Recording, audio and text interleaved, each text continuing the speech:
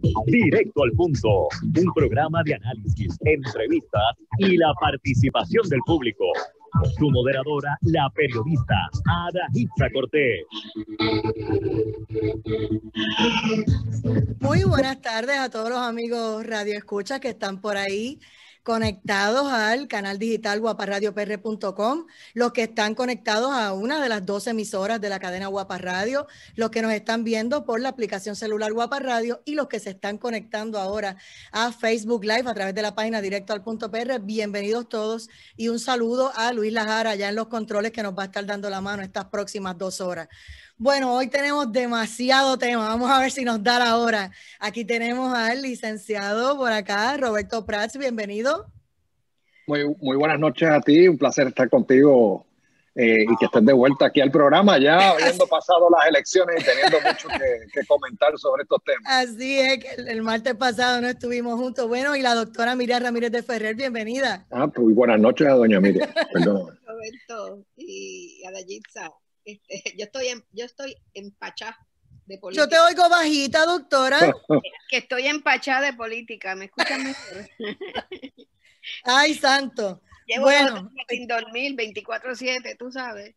Estamos en el panel vamos republicano versus demócrata y vamos a ver, porque Donald Trump dice que le están robando las elecciones, está reclamando sus votos, hay alegada evidencia de que había unas papeletas con watermark y que las otras papeletas son fotocopias y no sirven. Por otro lado, hay algunos estados donde dice que no dejaban entrar a los republicanos mientras estaba el recuento de votos y así las cosas. Hay muchísimo de qué hablar. Y por el otro lado, Biden pues fue básicamente por la prensa y por...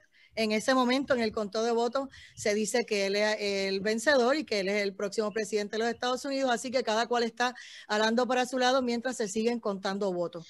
Vamos a ver qué nos dice Roberto Prats. Bueno, primero que las elecciones tienen principio y tienen final y que no duran para siempre. Y que los votos se cuentan y gana el que más votos sacó. En los Estados Unidos es un poco diferente porque existe esta figura del colegio electoral donde esencialmente en vez de ser una elección pues son 50 elecciones separadas y se suman una con la otra al final y el primero que llegue a 270 electores del colegio electoral pues obtiene la mayoría y así la nominación o la confirmación de haber ganado la elección. Eso ocurrió la noche que el estado de Pensilvania declaró a Joe Biden como ganador y le dio los votos que hacían falta para que superara la marca de los 270 votos. 70. Y así pues se dio por terminada esta elección. Donald Trump no ha querido aceptar, siguiendo posiblemente una de las más nobles tradiciones democráticas de la sociedad norteamericana, no ha querido aceptar los resultados. Y está ejerciendo el derecho constitucional al pataleo de una persona que no quiere irse de la Casa Blanca. Él tiene derecho a evaluar sus opciones legales y levantar las alegaciones que él quiera levantar, pero al final del día los tribunales no son foros políticos y allí hay que probar las alegaciones. Y yo no he visto en ningún momento hasta el día de hoy nada que sugiera que esta elección fue fraudulenta. Fue sí una elección atípica, votó mucha gente por correo, pero estábamos en medio de una pandemia. Pero no he visto asuntos más allá de que no dejaron entrar a unos observadores a un colegio aquí, otro allá, de que aquí haya existido un fraude de una conspiración de robarle las elecciones a nadie. Los votos se contaron y Donald Trump y su presidencia están llegando a sus días finales. ¿Qué nos dice doña Miriam Ramírez de Ferrer? Bueno, mira, déjame yo dejar bien claro que yo no creo que mi vida y la de casi ninguno de nosotros vaya a cambiar grandemente por el hecho de que nosotros gane uno, gane el otro. Tú sabes, o sea, puede ser que afecte. Espérate, déjame apagar esta cosa que me están llamando. ¿Cómo no? Sorry. Bueno, yo no creo que mi vida va a cambiar mucho de una forma o de otra, de que gane uno, gane otro, y menos yo, que estoy retirada y mi vida no se afecta por estos asuntos, ni mi trabajo, porque no tengo, ni nada. Sí, como republicana, pues me gusta que la filosofía del gobierno sea la que siga la filosofía mía, pero casi nunca pueden irse muy radical en ninguna de las dos. Tú sabes, en algunos asuntos sí, pero en la mayor parte no. A mí lo que no me ha gustado de esto y que sigo siguiéndolo muy de cerca es que yo no quisiera perder fe en el sistema electoral de Estados Unidos. Me caso, ay, santo Dios, déjame apagarle el teléfono porque es que no hay más nada. Qué manía. Eso me pasa también. Cuando uno está al aire, ahí todo el mundo se antoja de llamar. Lo estoy tratando de apagar. Ok, usted dice que no me afecta mucho, pero a mí sí me preocupa que nosotros perdamos fe en el sistema electoral, sea porque se envuelven los rusos o los mismos internos o lo que sea. Y entonces, si hay tantos vídeos por ahí, hay tanta evidencia, porque eso nunca tampoco se había visto, que empezaran a avisar de que hay irregularidades, y lo hacen con pruebas. Ahora acabo de ver un vídeo ahora mismo donde hablan de este asunto que tú acabas de mencionar, de que el papel electoral tiene un sello de agua y que han aparecido miles de papeletas sin sello de agua que han sido fotocopiadas. Eso unido a lo que se llama... Déjame meterlo debajo de la... Perdonen donde lo puse, pero es que chicos... Adelante. Mira, hace pensar que puede haber habido alguna irregularidad, y a mí me gustaría que eso se aclarara. Y me alegro que el presidente persiste en eso, porque si no lo vamos a tener dentro de 2 años y dentro de 2 años, y a mí me da eso inseguridad, porque una de las cosas que yo admiro de la nación americana es la transferencia de poderes tranquilo y el voto y todas esas cosas. Yo siempre lo he tenido por todas las nubes, porque yo soy bien americanita, tú lo sabes. Ahora, por otro lado te digo que las personas que están llevando esta batalla con el presidente, yo les tengo mucho respeto, que es a Giuliani, a quien yo ayudé cuando corrió alcalde de Nueva York. Yo fui a Nueva York a hacer campaña por él. Newt Gingrich, que fue presidente de la Cámara y es un intelectual y es un toro político, que fue presidente de la Cámara de Estados Unidos y que da la casualidad que Dios quiso que estudiara conmigo en high school en Francia como Army Brats. Y el otro es Huckabee, que también fue gobernador de Arkansas, uno de esos, y no me acuerdo qué estado, pero que es una persona muy seria. Y los tres juran que ha habido irregularidades. Da lo mismo que a la larga pueda salir Biden o pueda salir Trump, pero si hubieron irregularidades hay que corregirlo. Y estamos viviendo en un mundo que de 4 años atrás el adelanto tecnológico ha sido de tal naturaleza que mientras hemos estado hablando yo aquí, y yo estuve haciendo un poquito de research hace un momento a lo que tú me dijiste, me encontré con otras acusaciones de que han alterado hasta los por computador y por hacking, han controlado algunos colegios y algunas cosas. Y eso a mí me preocupa mucho y quisiera, bueno, yo entiendo primero también por lo mismo que dijo Roberto Prats, no se declara a nadie presidente hasta que no pasa por el proceso del colegio electoral, que suman los votos de los números de representantes con los senadores. Y declararse a sí mismo presidente levanta una ola que entonces parece que es que el otro no quiere ceder, entonces el otro es más malo todavía. Es malo porque no quiere ceder, pero él no puede declararse presidente. Lo puede decir tú sabes, de publicidad, pero no crear en la idea en la gente de que él se declaró presidente y ahora le vamos a hacer trampa para que se salga. No me ha gustado este proceso político, me tiene desvelada bastantes días viendo a ver cómo progresa. Hasta las cosas personales de uno se afectan, porque yo era una asidua observadora de Fox News y hoy pasé una rabieta porque todo el mundo se está yendo de Fox News y Fox News cambió de dueño, los hijos, no sé qué, que son demócratas, y ahora está el internet cargado de gente moviéndose para otros medios. Cayendo a decir Fox News, que eso es una guerrita que tengo por el lado.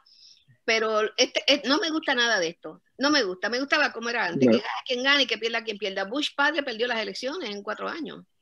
O sea que yo estoy acostumbrada a eso. Y en Puerto Rico la gente también son más o menos, o sea, pelean 2 o 3 días y cuentan y qué sé yo ni qué, pero caen. Pero que la nación americana ponga en tela de juicio la limpieza electoral, que al punto donde un presidente, otro presidente pueda ser quitado a gritos, a palos, dándose cantazos, haciendo fiestas, que se autodeclaren y que el procedimiento no termine, a mí no me... ¿Qué nos dice Roberto Prats? Bueno, yo no creo que la nación norteamericana está poniendo en tela de juicio las elecciones.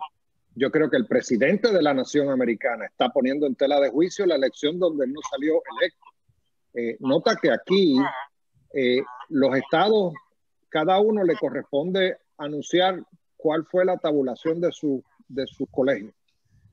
Pensilvania hizo lo propio. Michigan hizo lo propio, Wisconsin hizo lo propio. Y ahí se van certificando estado por estado y se va sumando el número hasta que llegue a los 270 votos del colegio electoral.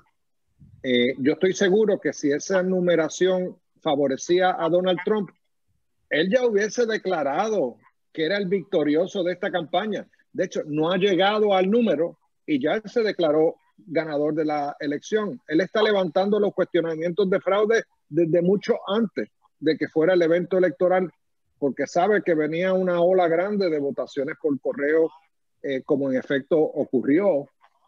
Casi 2/3 partes de las personas que votaron en el 2016, el número de personas fue el número equivalente de votos por correo. No tiene precedente. En eso yo concedo ese punto. Pero una cosa es decir, ha cometido fraude, y otra cosa es poder probar en qué consiste ese fraude. Muchos de estos estados donde Roberto, lo de las papeletas y el watermark, ¿no le das crédito a eso que alegadamente? Bueno, pero vamos a coger ese issue por el momento. Okay. ¿En qué estado fue que ocurrió lo del watermark? Vamos a empezar por ahí. ¿Es un estado republicano o un estado demócrata? Porque yo he visto que aquí se han levantado cuestionamientos de fraude solamente en los estados donde él no está ganando. En los que él está ganando, ahí las elecciones fueron honky-dory, ahí eso fue bien chévere. Pero si hubo una elección de watermark, pues mira, a mí se me ocurre que puede que se hayan acabado las papeletas y se fotocopiaran las papeletas. Eso puede ser una razón, pero tiene que haber un acta que establezca eso.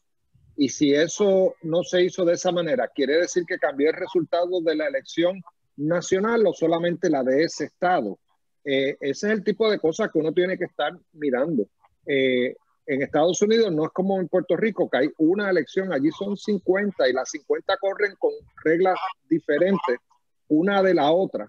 Y por ejemplo, te doy el caso de Arizona, el caso de Georgia, son estados republicanos. Wisconsin, que lo había ganado Trump. Michigan, que lo había ganado Trump. Pensilvania, que lo había ganado Trump, pues no lo ganó. Que él diga que es fraude, pues él puede decir lo que él quiera, pero esas cosas se tienen que probar. Y yo creo que si estamos todos en ánimos de que el proceso culmine, pues claro, tal vez una concesión es lo que debe hacer. Tengo aquí que el juez asociado del Tribunal Supremo Federal, Samuel Alito Jr., ordenó separar las papeletas de votación recibidas y después de las 8 de la noche del 3 de noviembre en Pensilvania. Esto tengo aquí la resolución o lo que bajó el juez. No sé, porque esta es la primera que encuentro. Decían que no habían radicado nada. Encontré eso de Pensilvania. No sé si ustedes lo habían visto. Sí, yo lo vi. Mira, mientras hemos estado hablando aquí, que yo estoy ahora pegada de esa nueva cadena de televisión, están enseñando en la parte de abajo, en una cintilla, cómo va cambiando los números según el reconteo. Acércate al micrófono, que te oyes bajito, adelante. Ajá, que yo estoy ahora, como yo cambié de estación, esta estación que me recomendó todo el mundo, todos los republicanos me la recomendaron, está tirando una cintilla a la parte de abajo donde va diciendo cómo van cambiando los votos. Cuando terminó la noche de la elección, cuando estaba la noche terminando, el día 3 de noviembre, hay estados que él no está cuestionando que ganaron otros. Me parece que California y otros más fueron ganados abiertamente por Biden. Él está cuestionando estados donde se hicieron acusaciones de irregularidades. Y en esos estados donde hicieron acusaciones de irregularidades, donde han surgido los reclamos de que habían el de eso de agua, la cosa, el sello, lo que sea, y del hecho que se habían cerrado ya las votaciones, entonces aparecieron unas cajas, y eso lo vi yo en vídeos también, unas cajas llenas de papeletas para Biden, de esas que no tienen el sello de agua, lo que sea, y eso pues está exigiendo que todo eso se aclare. Por eso te digo que cuando se aclare, pues sabremos la verdad, porque ahí están jugando papel un montón de diferentes. Ahora, el hecho de que estén en esos particulares estados, señalándolos a eso, es porque ahí fue donde se sospechó que se hizo el daño. Y están empezando a cambiar los números ahí. Yo lo estoy viendo cómo están cambiando los números. Y en algunos de ellos, la diferencia entre Trump y el otro son a lo mejor 10 votos nada más. Así que esto no ha terminado, pero termine por donde termine, lo que yo quiero que termine es que se sepa la verdad.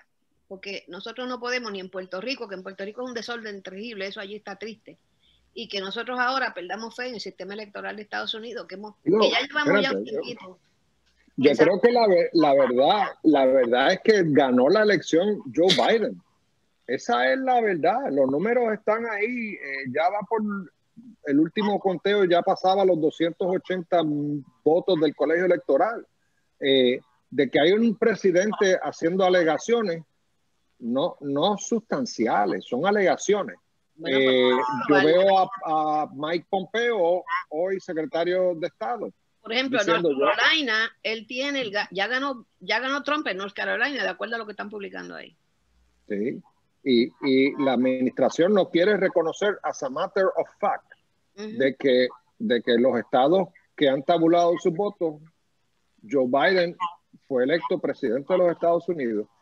Y eventualmente, mira, todo se anticipaba que esto iba a acabar en el Tribunal Supremo de los Estados Unidos y es muy posible que acabe allí. Pero para llegar allí tiene que presentarse un caso de verdad basado en teorías legales que aguanten el peso de comparecer al más alto foro de los Estados Unidos para elegir a la persona de más alto rango en el gobierno de los Estados Unidos. Pero según Trump se declara de que hay que hacer el conteo, tampoco Biden, si eso no se ha resuelto, debiera declararse presidente de los Estados Unidos, hacerle creer a la gente y empezar una transición él por sí solo. O sea, él también se ha tomado, o sea, el otro está reaccionando. O sea, cada cual está a su lado. Si los colegios electorales le dan a él los 270, él tiene todo el derecho. Si le dan 270 que estén en ley, que no haya habido una irregularidad después que pasó el límite donde se tenía que... Claro, pero ahí volvemos al círculo vicioso. La irregularidad, ¿cuál es la irregularidad? Bueno, que llegaran unas cajas allí sorpresivas que no cualifican. ¿En qué estado? Bueno, yo no me acuerdo, en cualquiera de esos estados. Mira, ahora mismo Georgia lo está ganando un republicano del Senado, Mississippi o whatever, el MI. O sea, los republicanos están ganando votos y números. Pero ese se lo habían dado a Biden, ¿no? Sí. Ese estado. Sí, entonces el estado de Georgia se lo había dado a Biden. Ajá, en Pensilvania también están poniendo, no quiero ponerme a mirar la televisión porque entonces no comparto con ustedes. Pero si volvemos a lo que dije al principio, no veo por qué pone tanta resistencia el Partido Demócrata a que el presidente pida que se aclare eso cuando está en juego la presidencia de los Estados Unidos. Ahora yo tengo una pregunta para ustedes. A mí me preocupa que de ambos partidos, demócrata y republicano, las huestes que siguen a estos partidos están hablando de apoderarse de las calles. O sea, si gana Biden, los trumpistas dicen eso no lo vamos a aceptar porque eso fue un fraude.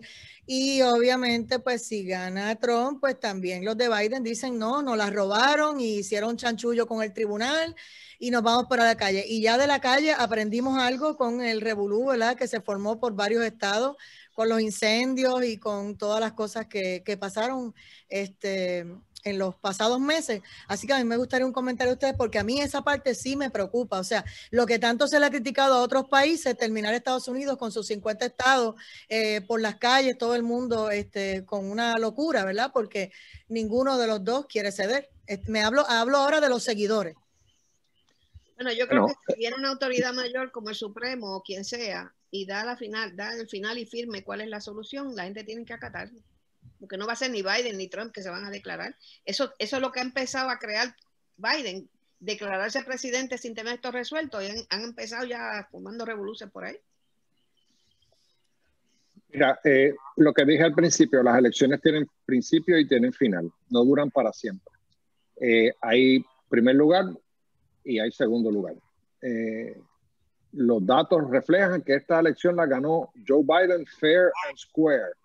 Tiene 279 votos del colegio electoral, Donald Trump tiene 214.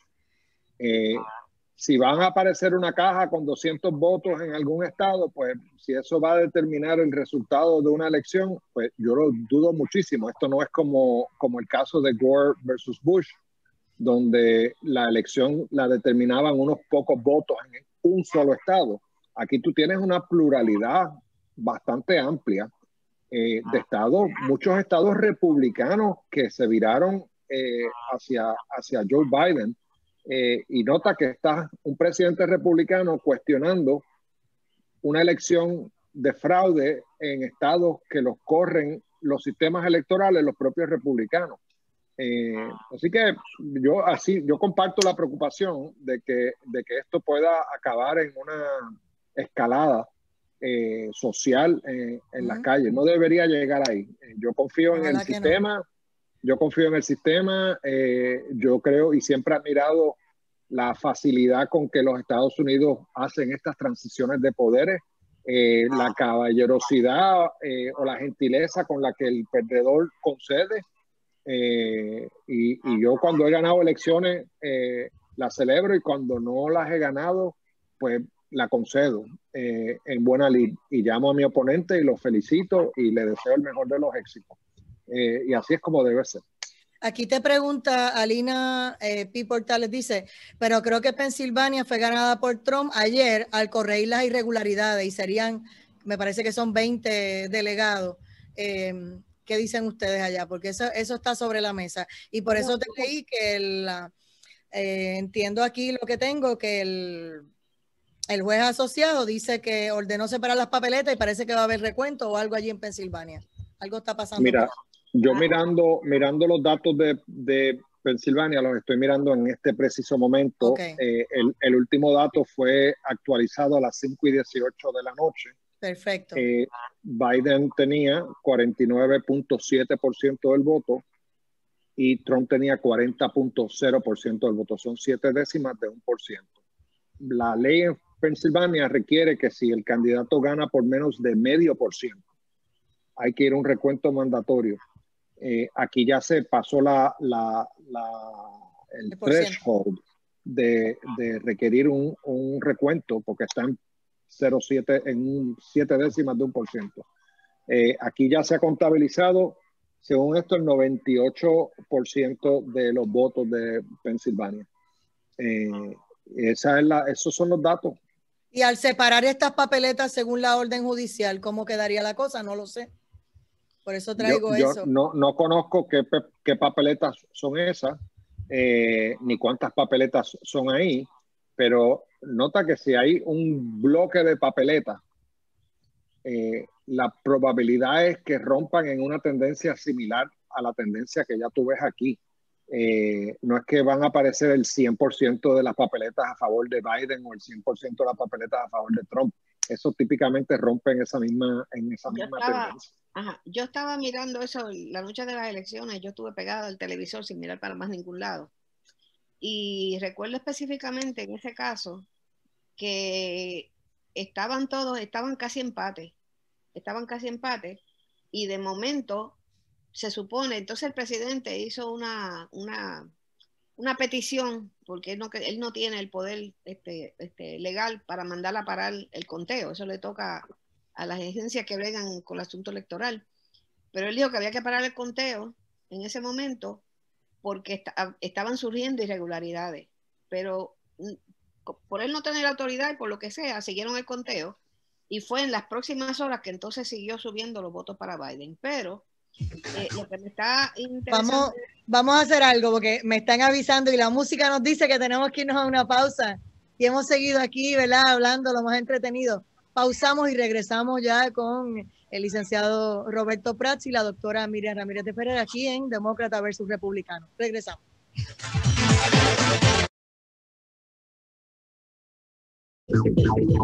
Recuerde que para participar en el programa Directo al Punto, los números de teléfono a marcar son el 787-759-9111 y el 787-689-0050. Y regresamos a Directo al Punto. Soy Adaitza Cortés y ya estamos nuevamente con el panel Republicanos versus Demócratas, aquí con la doctora Miriam Ramírez de Ferrer y el licenciado Roberto Prats. Y más o menos hemos estado básicamente lo que hay sobre la mesa, ¿verdad? Que es los cuestionamientos, y aquí nadie tiene la verdad absoluta. Aquí hasta que se cuente, como dice el licenciado, el último voto y nos digan finalmente quién es el vencedor y que se vean estas demandas o estos procesos en los tribunales, que estoy segura que va a llegar al Supremo. Pero Puerto Rico está esperando lo que pase para ir con los resultados del plebiscito. Aquí tengo a un estadista y tengo a uno que no tiene nada que ver con ese plebiscito. Así las cosas. Yo sé que el Partido Popular Democrático avaló el no y no fue victorioso. El Partido No Progresista apoyó el sí y trabajaron este referéndum, y sobre 200,000 personas que votaron en el referéndum no votaron por el PNP. Quiere decir que hay personas que no militan en ese partido político que ganó las elecciones, pero sí creen en la estadidad para Puerto Rico. Ahora mismo Biden hizo unas declaraciones, también Pierluisi hizo unas que parecieron dar como que al traste con sus planes, porque dijo que tenía que esperar cómo se conformaba muy bien la Cámara y el Senado para entonces saber que iba a radicar, y se ha formado un salpa afuera entre los estadistas y los que están de afuerita que votaron por el sí. Miriam Ramírez de Ferrer. Bueno, tú sabes, a mí me ha sorprendido que todavía los papeles no Acércate. A mí me ha sorprendido que todavía no han organizado los papeles de las votaciones y donde se está celebrando el 52% que ganó la estadidad. ¿Y qué han pasado? 3 días, 36 horas o cuántas horas, 52 horas, 72, lo que sea. Y ya el presidente del PNP, que es el electo gobernador, ha dicho que él no va a hacer nada con la estadidad ahora. O sea, eso es como si te tiraran un balde de agua fría en la cabeza. O sea, acabas de pasar, debía haber esperado una semanita para decirlo, pero te acabas de pasar de un sitio donde hay una diferencia entre lo que ganó el PNP, que fueron 30 y pico, a lo que ganó la estadidad, que fueron 52 y pico de %, para que a uno le digan ahora mismo que eso no contó para nada, porque el que sacó 32 es el que va a decidir lo que se va a hacer. Eso está fuera de serie. La estadidad y ese 20 y pico que no está representado por el PNP, ¿quién lo va a representar? Ese ejercicio que hizo plebiscitario. Ahí hay algo que no cuadra. Vamos a preguntarle al abogado a ver qué nos diga, aunque él no está metido en ese lío. Pero él es el nene de Maga. No se te olvide que... Y déjame decirle que... Licenciado Roberto Prats. Que a doña Miriam yo la quiero mucho. Sí. Y es amiga de mi familia de muchos años y podemos diferir de cosas, pero nadie se mete con doña Miriam frente a mí. Esa es la verdad. Bueno, déjame empezar por el principio. Creo que Pedro Pierluisi ha hecho un reconocimiento de que el electorado ha enviado unas señales relativamente mixtas en esta elección. Nota que la estadidad recibió más votos que el candidato que estaba ahí para defenderla. La estadidad sacó un 53% y Pierluisi no creo que llegó a 35%. De hecho, ni la que más sacó votos, que fue Jennifer González, superó la estadidad en ese referéndum. Pero el problema que yo veo aquí es que parte del plan de ejecución de un mandato pro estadidad iba a requerir tener el gobierno completo, Cámara y Senado, para estar aprobando estas comisiones y estos shadow senators y esta comisión de la igualdad. Y eso pues me lleva al próximo punto, que es que la razón por la cual aquí se creó la Comisión de Igualdad bajo Ricardo Rosselló fue porque aquí se celebró un plebiscito en el 2017. Y en ese plebiscito, Ricardo Rosselló y Jennifer González le representaron de forma oficial al Congreso de los Estados Unidos que la estadidad había ganado por un 97%. Ese es el récord. Eso está así notificado al Congreso. Y ahora el reto pues va a ser tener que explicar cómo en 3 años bajó del 97% al 53%. Y algo para mí ha quedado bien claro con las admisiones previas en el caso de Alaska y de Hawái. Primero, que el estado que entra o el territorio que entra tiene que demostrar una adherencia a la cultura y a la tradición democrática de los Estados Unidos, y yo creo que Puerto Rico eso no tiene problema. Segundo, es un apoyo que sea consistente y mayoritario para la estadidad. Ahí sí que hay problemas de consistencia, bajando de un 97 a un 53, y finalmente un tema de que la economía pueda absorber una transición hacia la estadidad. Y yo creo que un país en quiebra, con una economía que no ha crecido en la última década y media, va a ser muy difícil convencer al Congreso de que estamos aquí listos para hacer Estado. Y yo creo que Pedro Pierluisi sabe eso también y ha decidido que ahora mismo la prioridad es gobernar y gobernar requiere tener que hacer las paces con Cámara y Senado, que están fragmentados con movimientos de Victoria Ciudadana, Partido Popular, Partido de Proyecto Dignidad, y va a ser muy difícil armar el rompecabezas de un gobierno con esa composición legislativa. Yo creo que lo que está dando una lectura a cuál es la realidad con la que él tiene que bregar, y está tomando ese tipo de decisiones. Doña Miriam Ramírez de Ferrer. Yo voy a añadir a esto de que yo lo encontré y traté de limitar mis comentarios sobre el plebiscito para que no se malentendieran que yo estaba tratando de boicotear al PNP o boicotear el plebiscito, sino dando consejos que cuando no los quieren oír, pues suenan como críticas. Pero fíjate tú que ha ocurrido, lo más triste es que la estadidad ganó, pero el pueblo no tiene ninguna participación en qué es lo que se va a hacer con ese resultado. Le pertenece a un partido, como si fuera una propiedad de ellos, como si hubieran puesto a correr un candidato.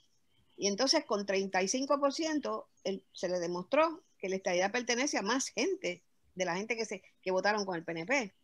Y literalmente yo no sé qué planes, nadie sabe. O sea, es que eso es un asunto que es un asunto de todo Puerto Rico, de todo el pueblo, le afecta a todo el pueblo por igual. Y ninguno sabemos, ni yo, ni por el estadista que sea, puedo adivinar ni siquiera lo que tienen en mente.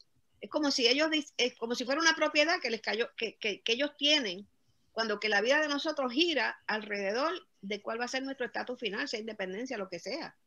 Y yo por eso te pregunté a ti como abogado si hay alguna oportunidad que un sector que entiende que seríamos el 20%, 20 y pico de por ciento, que creemos que tenemos derecho a decir lo que se va a hacer con ese resultado vis a vis un partido que ya decidió. Se apoderó del resultado para hacer lo que quiera. La realidad es que la prerrogativa de la admisión de un Estado está en el artículo 4 de la Constitución. Esa prerrogativa exclusivamente del Congreso. No es del PNP, no es del pueblo de Puerto Rico, es del Congreso. Y es allí donde se tiene que atender este tema. ¿Cómo se atiende esto desde la perspectiva de un gobierno fragmentado, con un mandato que bajó de 97 a 53? Eso es cuesta arriba en cualquier liga. Y fíjate que es la primera vez que se hace un plebiscito sí o no, y no reflejó la mayoría que se esperaba en algunos de los sectores del PNP. Con un 53%, yo no creo que ningún miembro del Congreso se sienta compelido a tener a entender que hay un mandato al Congreso para admitir a Puerto Rico como Estado. Y lo digo no en otro son que no sea el de darte mi lectura más honesta, de que creo que un 53% no mueve el ánimo en el Congreso de los Estados Unidos. Ha sido el Distrito de Colombia que ha tenido referéndums con casi 99% del sí, y no lo han logrado. Creo que con 53 va a ser más difícil, y con un Congreso republicano aún más difícil todavía. Bueno, el Congreso... Un Senado republicano, perdón. Ahora vamos a lo que iba a mencionar yo ahora. Acércate. Sí, el Senado de Estados Unidos ha sido uno de los temas durante las elecciones generales. Fíjate tú que antes era, pues ganó el presidente y los demás, pues los que salieron, etcétera, etcétera. Y en esta ocasión se ha hablado tanto o más de la posibilidad de que el Senado republicano perdiera el Senado, en base a que la filosofía de gobierno en Estados Unidos sería controlado todo por los demócratas, que me trae a colación algunas de las cosas que yo leí sobre los demás estados, cómo entraron. Y a mí el congresista Don Young, que trabajó fuertemente en la entrada de la estadidad en Alaska, me mencionó de que ellos se sentaron y negociaron el Alaska y Hawái, porque estaban con ese mismo lío más o menos parecido. Y entonces decidieron que uno entraba como demócrata y el otro como republicano, y entonces negociaban con Washington. Pero es que nosotros no tenemos un grupo puro, limpio, del partidismo político de gobierno para ir a negociar nada. Por ejemplo, yo recogí 350,000 firmas y yo empecé a moverme allá con la autoridad que me dio las 350,000 firmas. Pero si tú no eres el gobernador o eres el, qué sé yo, un comité representando el gobierno, tú no puedes ir a negociar nada con nadie. O sea, yo no voy allí a decirle, yo vengo a negociar con ustedes que le voy a traer 2 senadores y tal y cual. No, eso tiene que ser como una especie de acuerdo de la comunidad política. Y el PNP no suelta eso. El PNP se siente autoritario y ahora se sigue sintiendo autoritario del asunto del estatus. Yo he gritado a los cuatro vientos que debimos haber puesto un senador, correr un senador republicano y otro demócrata para que no alterara la dinámica del Senado. Pero yo no entiendo cómo personas serias que están llevando a Puerto Rico a un entusiasmo por la estadidad, que corren con la estadidad, que estamos luchando por la estadidad. Yo luchando, no sé qué lucha tienen, porque yo no veo la lucha, me voy a agarrarme los pescosas, yo voy allá a la fuera de broma, a los dos les digo y a los amigos les escucha que nosotros estábamos vacilando, algunos compañeros y amistades, de que el PIB celebró ese 14% como si hubiese ganado la gobernación. Y en la estadidad, la gente esperaba fuegos artificiales, esperaba una caravana de que habían ganado el referéndum, y lo único que encontraron fue que a una semana a varias horas de que certificaran a Pedro Pierluisi Urrutia como gobernador de Puerto Rico, pues entonces él dice que el programa de gobierno del PNP, ¿verdad?, especifica que de ganar la estadidad en la consulta del día de las elecciones, lo cual ocurrió, el gobierno iba a convocar a una elección especial para elegir a los 2 delegados puertorriqueños al Senado de Estados Unidos y 4 a la Cámara de Representantes, que serviría como delegación congresional de Puerto Rico entre los años 21 al 2024. Entonces dice que debido a que como se conformó Cámara y Senado aquí en Puerto Rico, que él no va a perder el tiempo porque él sabe que no van a llegar a un entendido y entonces pues que él no va a radicar ningún proyecto para perder el tiempo, y le han caído chinches porque los estadistas están rabiosos. Pero es que tienes razón. Él no ganó con 50% más del voto. Él no tiene Cámara, él no tiene Senado. El país está en quiebra. Hay que poner la gente a trabajar. Hay que bregar con la Junta de Supervisión Fiscal. Hay que restituirle credibilidad al gobierno de Puerto Rico, hay que construir carreteras, hay que traer los fondos de salud, los fondos del huracán María, los fondos del terremoto. Y un gobernador no puede dedicarse a estas causas simbólicas si no tiene un vaqueo electoral que lo permita. Y esa es la realidad. ¿No crees que sería importante que lo radique y que le digan que no, a dejar a la gente a que él llevó como si fueran ovejitas, ¿verdad?, al matadero, a que fueran a votar en el plebiscito? Bueno, ahora les va a decir, lo que pasa es que ese plebiscito, y por lo menos siempre fue mi opinión, que era un placebo electoral de llevar a la gente a votar, y una vez estuvieran ellos votando por la estadidad, que votaran por Pedro Pierluisi, ya que él era el candidato o el candidato que fuese del PNP. Pero la realidad es que si el gobernador Pierluisi empieza su cuatrenio estableciendo esa como su prioridad, yo te auguro que antes de mitad de cuatrenio vamos a tener otro verano del 2019 aquí en Puerto Rico. Él tiene que gobernar ahora para todo el mundo, porque no tiene una mayoría, tiene una pluralidad, pero no una mayoría. Y esa es una realidad en matemática. Y eso no se puede esconder. Pero si él entiende que esa es la manera que él va a empezar, pues empezará con el pie izquierdo, porque la gente habló.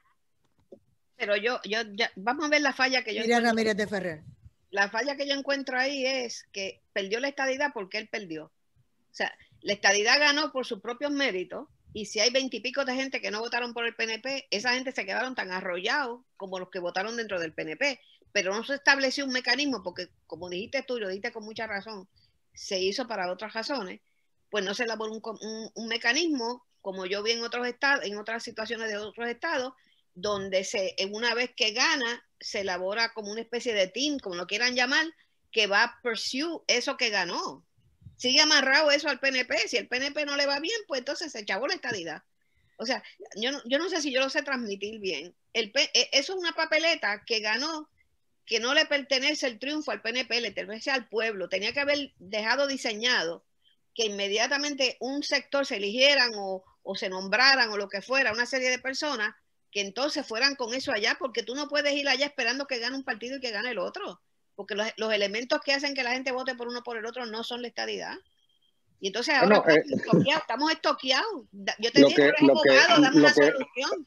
Lo que tú estás diciendo, esencialmente, es que se han convertido en víctimas de sus propios trucos.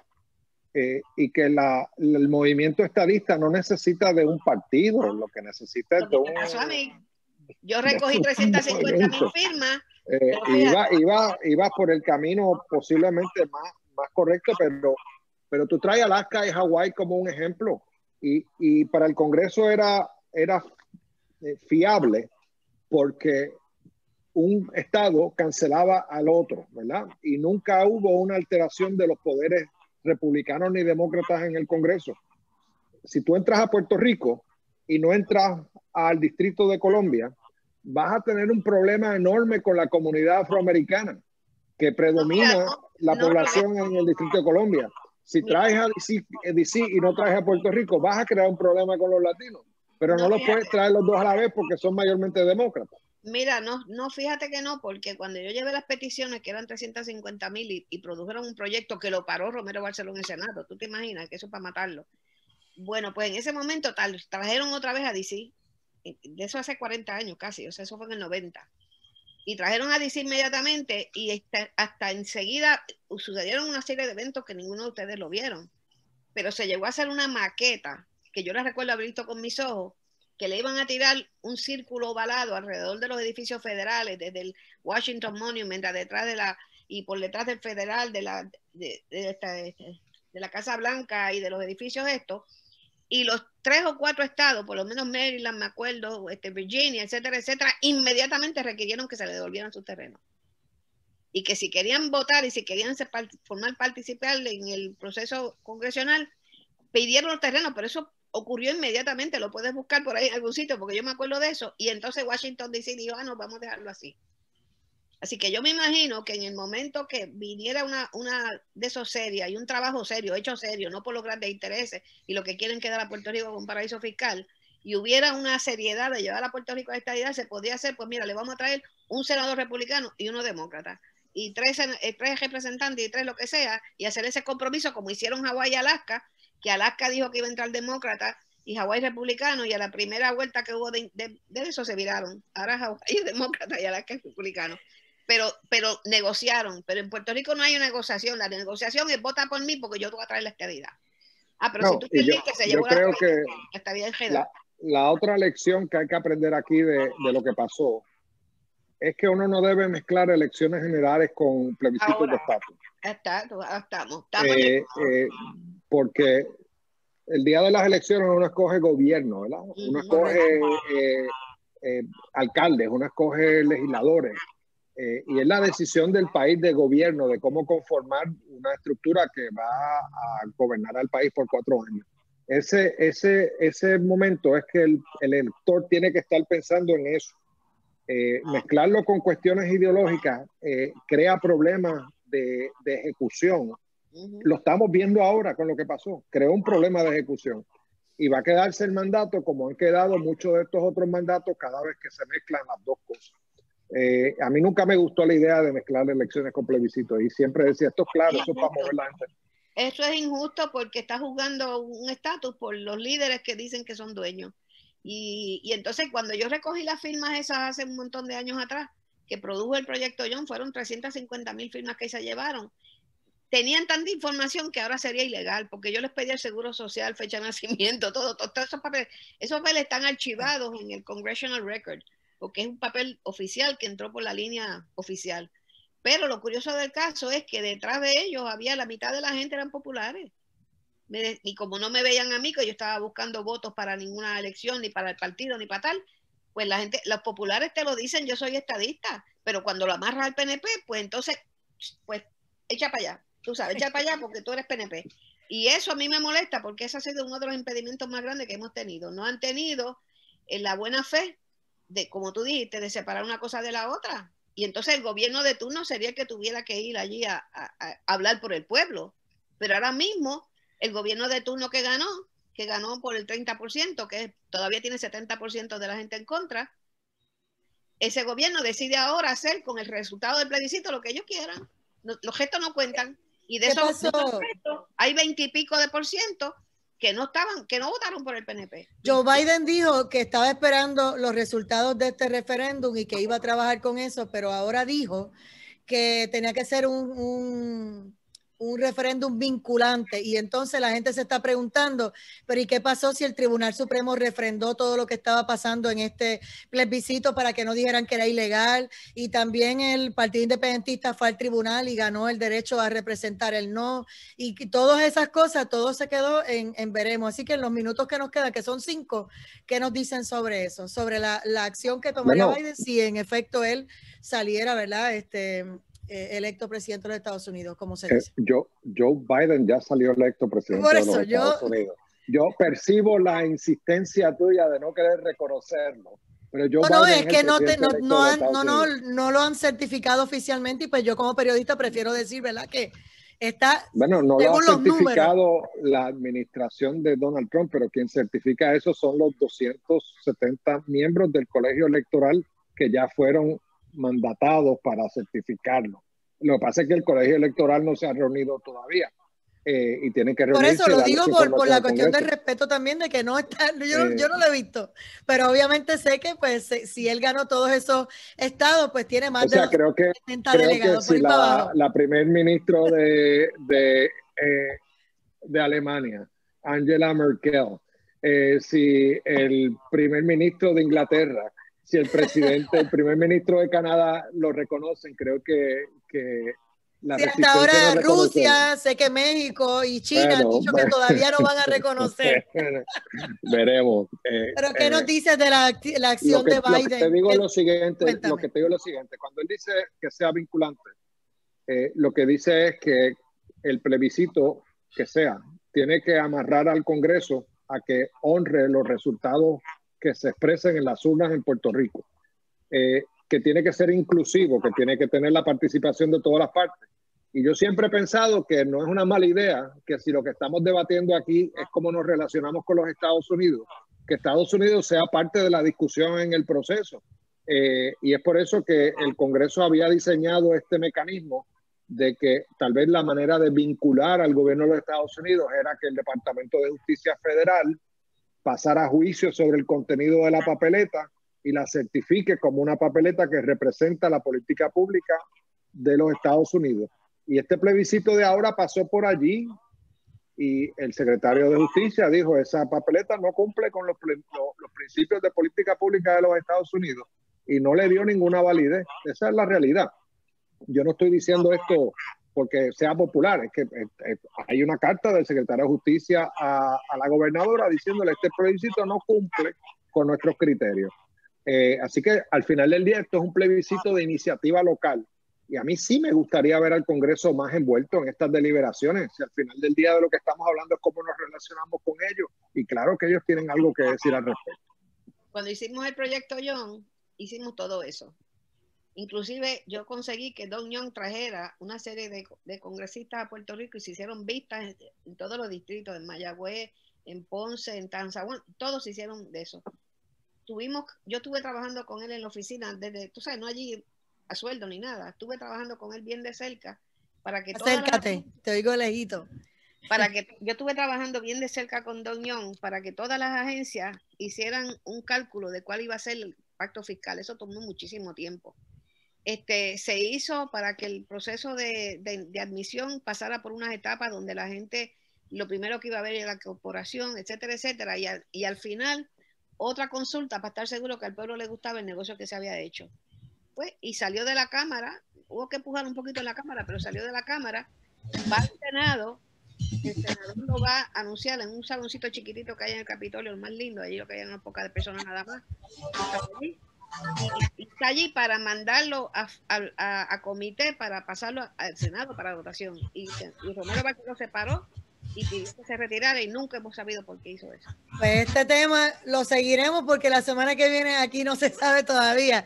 Yo espero, ¿verdad?, que ya nos digan algo más porque de verdad la gente está desesperada. Aquí en Puerto Rico, que todavía están en recuento de votos y están también que aparecieron 174 cajas, etcétera, etcétera. De eso hablaremos más adelante. Gracias a ambos. Muchas gracias. Gracias a ti y mis cariños a doña Miriam. Claro que sí, doctora Miriam Ramírez de Ferrer. Y nos fuimos. Regresamos en breve. Esto es Directo al Punto.